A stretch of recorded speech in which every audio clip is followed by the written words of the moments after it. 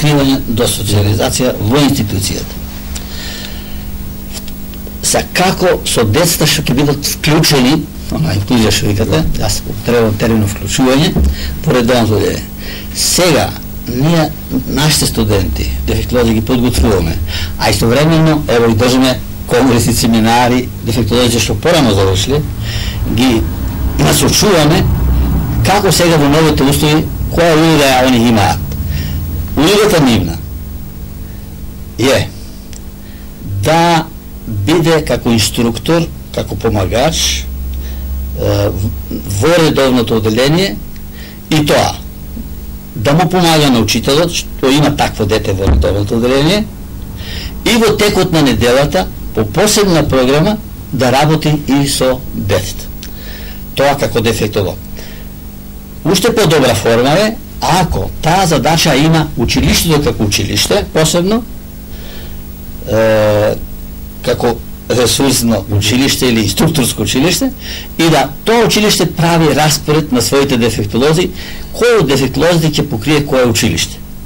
Чак, ако има повеќе такви одделенија со такви деца, директорот може да еден од дефектолозите задоволе да го одреди само за таа работа, или двајца, или тројца, ако треба ќе прими нови дефектолози. Ево тоа е.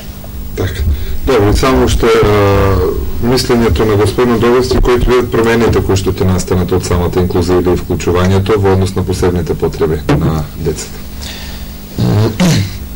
Дефектологијата пред се што работи за потребите на децата. Во овој случај ние зборуваме од инклузивен аспект, зборуваме за посебните образовни потреби на децата.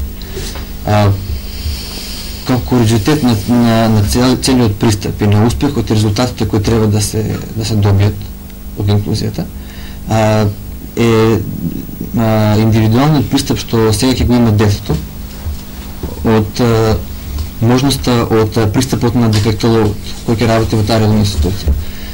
Исто така информираноста е исто така еден од куризитетот или од резултатите што ќе ги добие, што ги направи дефектологот. Во овој случај досега имаме случај на неинформираност на родителите, неинформираност на самите наставници кои секојдневно имаат желба да им помогнат на тие деца кои случајно дошле тука, меѓутоа не се во можност. Така да резултатот што ќе дојде ќе биде целокупна информираност и индивидуалниот пристап што ќе го добие детето како еден вид дефектолошки сервис. Така, тоа е накратко. Добро, да одиме со прашањето од нашите гледачи, да видиме како тие размислуваат и што нив ги интересира од оваа проблематика. Првото прашање вели дали е можно децата со посебни образовни потреби да бидат целосно интегрирани во нормалното основно образование без да се делат на вакви или онакви.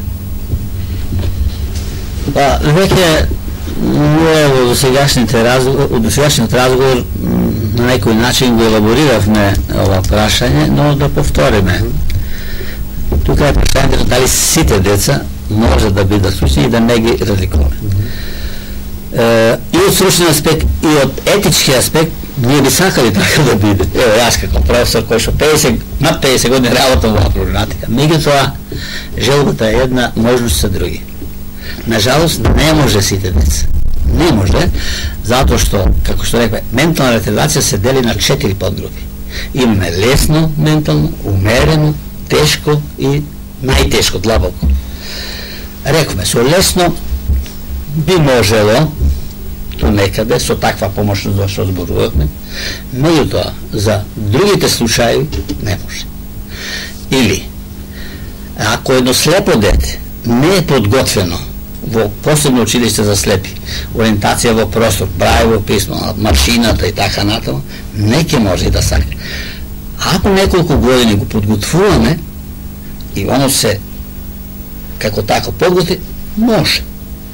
Или едно глуво дете, ако не посетува посебно училиште, барем од прво до четврто одделение, каде што ќе се развие говорот, затоа што глувото дете и не може да зборува.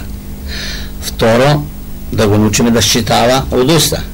Трето, да го научиме со гестикулација.